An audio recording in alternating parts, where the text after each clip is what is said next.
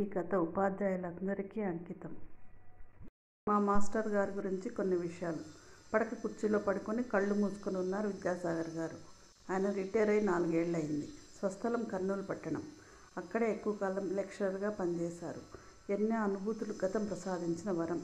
ఆ అనుభూతుల్లోనికి తొంగి చూడడం అలవాటైంది విద్యాసాగర్ గారికి. ఆయన ఫిజిక్స్ లెక్చరర్. ఆ రోజుల్లో అప్పుడు ఆయన వయస్సు పట్టుమని 30 ఏళ్ళు లేవు. అప్పటికే సీనియర్ కాలేజ్ లెక్చరర్, స్టూడెంట్స్కి ఇష్టమైన లెక్చరర్ కూడా. ఆయన పనిచేస్తున్న కాలేజీ ఒక రెసిడెన్షియల్ కాలేజీ. మొత్తం 400 మంది విద్యార్థులు ఉండేవారు. దాదాపు 90% విద్యార్థులు నిరుపేదలే. కష్టపడి చదివి ఎంట్రన్స్ పరీక్ష రాసి ఉత్తీర్ణులై వచ్చిన వారే అందరూ. నెలకు 100 రూపాయలు స్టైఫండ్ ఇచ్చేవారు ప్రతి విద్యార్థికి. అవి వారి తిండికే సరిపోయేవి. ఇంకో 2 రోజుల్లో దసరా పండుగ సెలవులు. ఆ రోజు రాత్రి 10 గంటల తర్వాత విద్యార్థులున్న హాస్టల్ నిరీక్షణకు వెళ్లారు ఆయన. ఆ కళాశాలలో పనిచేస్తున్న ప్రతి లెక్చరర్కి అదో ప్రత్యేకమైన డ్యూటీ. హాస్టల్లో 40 గదులున్నాయి. 200 మంది మాత్రమే హాస్టల్లో ఉన్నారు. మిగతా 200 మంది కాలేజీ దగ్గరలో ఉన్న కాలనీలలో అద్దెకు ఉండేవారు. హాస్టల్లో ఖాళీ అయినప్పుడు వచ్చి చేరేవారు. హాస్టల్ నిరీక్షణకు దాదాపు 2 గంటల సమయం పట్టేది. 40 గదుల్లో ఉన్న విద్యార్థులు ఎలా చదువుతున్నారో చూడాలి నిరీక్షణ చేస్తున్న లెక్చరర్. నిరీక్షణ మొదలైంది. ఆ రోజు రాత్రి మధ్యలో గదుల్లోకి వెళ్ళి విద్యార్థులను పరామర్శించి ముందుకు కదులుతున్నారు. 8వ నెంబర్ రూమ్ తలుపులు దగ్గరకు వేసి ఉన్నాయి. ఏవో మాటలు వినిపిస్తున్నాయి. చదువుకోకుండా ఈ మాటలేమిటి అనుకుంటూ దగ్గరగా వెళ్ళి మాటలు విన్నారు. ఆ తర్వాత ముందుకు కదిలారు. 1 గంట తర్వాత స్కూటర్ స్టార్ట్ చేసి ఇంటికి బయలుదేరారు విద్యాసాగర్ మాస్టర్. ఆ రోజు రాత్రి చాలాసేపటి వరకు ఆయనకు నిద్ర పట్టలేదు. ఎప్పుడో తెల్లవారుజామున నిద్ర పట్టింది ఆయనకు. టైంకి కాలేజీకి వెళ్ళడం ఆయనకు అలవాటు. మొదటి పీరియడ్ ఫస్ట్ ఇయర్ ఎంపీసీ క్లాస్కు వెళ్ళారు. పాఠం మొదలు పెట్టే ముందు మామూలుగా అందరినీ అడిగారు. దసరా సెలవులు వస్తున్నాయి కదా, ఈ 10 రోజులు ఇంటికి వెళ్ళేవారు ఎందరు? మొత్తం క్లాస్లో 32 మంది విద్యార్థులు ఉన్నారు.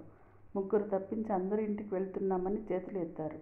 చేతులు ఎత్తని 3 పేర్లు ఆయనకు తెలుసు. హాయిగా సెలవులు గడిపిరండి, కొన్ని రోజులు కాలేజీని మర్చిపోండి నవ్వుతూ అన్నారు ఆయన. క్లాస్ చెప్పడం మొదలుపెట్టారు. 1 గంటన్నర తర్వాత క్లాస్ ముగించి స్టాఫ్ రూమ్కి వెళ్ళారు ఆయన. ఒక అరగంట తర్వాత ప్రిన్సిపల్ రూమ్లో ఉన్నారు ఆయన. సార్, నిన్న రాత్రి హాస్టల్ విజిటింగ్కి వెళ్ళాను. ఒక రూమ్లోంచి విద్యార్థులు మాట్లాడుతున్న మాటలు విన్నాను. సార్, దసరా సెలవులు కొంతమంది పిల్లలకు కష్టం కలిగిస్తున్నాయి. కొంతమందికి తల్లిదండ్రులు లేరు. ఎవరి పంచన ఉండి చదువుతున్నారు ఇన్నాళ్ళు. ఇప్పుడు ఇక్కడికి వచ్చారు. ఈ సెలవుల్లో ఎక్కడికి వెళ్ళాలో వాళ్లకు అర్థం కావడం లేదు. హాస్టల్ కూడా మూసేస్తున్నాం. తిండి కూడా ఉండదు పిల్లలకు. సెలవుల్లో నాదో రిక్వెస్ట్ సార్, హాస్టల్ తెరిచి ఉంచుదాం. 200 మందిలో కనీసం ఒక 20 మంది హాస్టల్లోనే ఉండే అవకాశం ఉంది.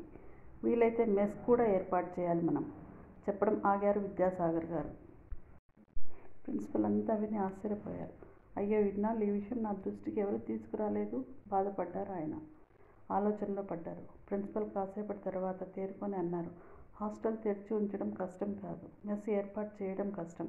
మెస్లో పనిచేస్తున్న వాళ్లకు సెలవులు ఇచ్చి తీరాలి. ఏం చేయాలి? ఆలోచనలో పడ్డారు ఆయన.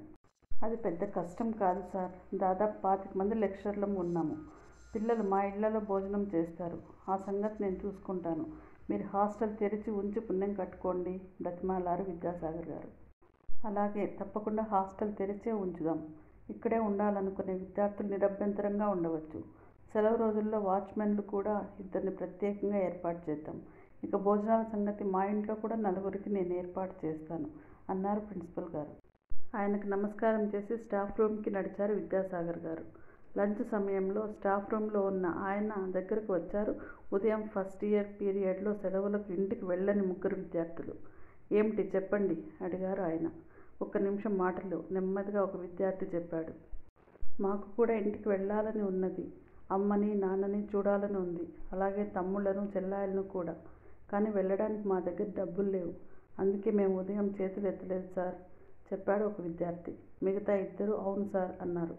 ఆ విషయం అందరి ముందు చెప్పలేకపోయాం సార్, క్షమించండి అన్నారు ఆ 3. సరే, మీరు క్లాస్కు వెళ్ళండి, మీతో నేను తర్వాత మాట్లాడతాను అంటూ వాళ్ళని పంపేశారు విద్యాసాగర్ గారు. పిల్లలు ఇంత కష్టపడుతూ ఉన్నారా? సెలవులకు ఇంటికి వెళ్ళడానికి కూడా డబ్బులు లేవా? ఆయన మనసు ఎంతో బాధపడింది. ఏం చేయాలి అంటూ ఆ పిల్లల 3కి సెలవులకి ఇంటికి వెళ్ళడానికి ట్రైన్ టికెట్లు కొన్నారు. మళ్ళీ రావడానికి ఖర్చులకు ఒక్కొక్కరికి 100 రూపాయలు అదనంగా ఇచ్చారు విద్యాసాగర్ గారు. అయినా ఆయన మనసులో ఏదో బాధ. ఇలా విషయం చెప్పకుండా తమలో తాము బాధపడుతున్న విద్యార్థులు ఎందరో. ఆయన మదిలో ఒక ఆలోచన తళుక్కున మెరిసింది. దసరా, సంక్రాంతి సెలవులకు వారం రోజుల ముందు విద్యార్థులకు ఫిజిక్స్ సబ్జెక్టులో పరీక్ష పెట్టేవారు. 100 మార్కులకు కనీసం 80 మార్కులు వచ్చిన విద్యార్థులకు 100 రూపాయల నగదు పారితోషికం అందజేసేవారు. ఇంకేముంది, ఫస్ట్ ఇయర్, సెకండ్ ఇయర్ మరియు థర్డ్ ఇయర్ విద్యార్థులకు ఇలా ఇవ్వసాగారు. దసరా, సంక్రాంతి పండుగలకు విద్యాసాగర్ గారు 20,000 పైనే ఖర్చు పెట్టేవారు. ఆ రోజుల్లో ఆ కాలేజీలో ఆయన ఉన్న 5 ఏళ్లలో ఇలాగే గడిచింది. ఆయనకు తృప్తిగా ఉంది. ప్రిన్సిపల్ గారు కూడా మెచ్చుకున్నారు. ఆయన కూడా కొంత సహాయం చేసేవారు మిగతా గ్రూపు విద్యార్థులకు. ఆ రోజులు గుర్తుకు వచ్చి నవ్వుకున్నారు ఆయన. ఆ పిల్లలు ఎలా ఉన్నారో, ఎక్కడ ఉన్నారో వాళ్ళు కనిపించినా గుర్తుపట్టడం కష్టం. కాఫీ తీసుకోండి అంటూ వచ్చింది ఆయన శ్రీమతి. దసరా పండుగ వస్తుంది కదా, మన పని మనిషి పిల్లలకు బట్టలు కొందామా అడిగింది ఆవిడ. ఆవిడ వంక తదేకంగా చూశారు విద్యాసాగర్ గారు. అలాగే అంటూ ఆలోచనలో పడ్డారు. ఓ గంట తర్వాత శ్రీమతికి చెప్పారు. అలా మా కాలేజీ వరకు వెళ్ళొస్తాను. మీ కాలేజీ ఏమిటి, మీరేమైనా కట్టించారా నవ్వింది ఆయన శ్రీమతి. ఆయన కూడా నవ్వారు. హైదరాబాద్లో డిప్యూటీ డైరెక్టర్గా రిటైర్ అయ్యారు ఆయన. విద్యా విభాగంలో ప్రస్తుతం కర్నూలులో సెటిల్ అయ్యారు. కాలేజీకి చేరుకొని తిన్నగా ఫిజిక్స్ డిపార్ట్మెంట్కి వెళ్ళారు. అక్కడ ఉన్నవారికి ఆయన తెలుసు. నమస్కారం చేశారు అందరూ. కాసేపు వారితో గడిపి ప్రిన్సిపల్ రూమ్లోనికి అడుగు పెట్టారు ఆయన. నమస్కారం ప్రిన్సిపల్ గారు, నా పేరు విద్యాసాగర్. ఈ కాలేజీలో 30 ఏళ్ల క్రితం లెక్చరర్గా పనిచేశాను. ఒకసారి చూసిపోదామని వచ్చాను చెప్పారు ఆయన. ప్రిన్సిపల్ అక్కడున్న మిగతా వాళ్ళు చూస్తూ ఉండగానే విద్యాసాగర్ గారి కాళ్ళకు నమస్కారం పెట్టారు. సార్, మీరు నాకు తెలుసు. నేను కూడా ఇదే కాలేజీలో కామర్స్ చదివాను. మీరిచ్చిన 100 రూపాయల్లో సగం నాకిచ్చేవాడు నా రూమ్మేట్. మీ పేరు చెప్పుకొని మేము సెలవుల్లో ఇంటికి వెళ్ళేవాళ్ళం వినయంగా చెప్పారు ప్రిన్సిపల్. విద్యాసాగర్ గారికి ఆశ్చర్యం. ఎన్ని ఏళ్ల క్రితం మాట, కొన్ని 100ల రూపాయల సాయం, అది పిల్లలకు. ఇంకా ఇలా కొంతమంది గుర్తుపెట్టుకోవడం ఆనందంగా ఉంది. జోబులో నుండి చెక్కు తీశారు. 20,000 రూపాయలు రాసి సంతకం చేసి ప్రిన్సిపల్ చేతికి అందజేశారు. పిల్లల కోసం ఖర్చు పెడితే సంతోషిస్తాను చెప్పారు విద్యాసాగర్ గారు. అలాగే సార్, తప్పకుండా. మీరు నేర్పిన బాటలోనే నేను నడుస్తున్నాను. పండుగల ముందు పరీక్షలు పెట్టి కొంతమందికి నగదు బహుమతి ఇవ్వడం మొదలుపెట్టాను. మీరు వెలిగించిన కాగడ ఇంకా వెలుగుతూనే ఉంది మాస్టారు. నా ముందు వాళ్ళు కూడా ఇలాగే చేశారు. అవసరం ఉన్న వాళ్లకు వాళ్ళ ఆత్మాభిమానానికి అడ్డు రాకుండా మీరు చేసిన పని మేము కొనసాగించాం. మీరు అభ్యంతరం లేకపోతే అప్పుడప్పుడు వస్తూ ఉండండి వేడుకున్నాడు ప్రిన్సిపల్. ప్రిన్సిపల్తో పాటుగా టీ త్రాగి తృప్తిగా బయటికి నడిచారు.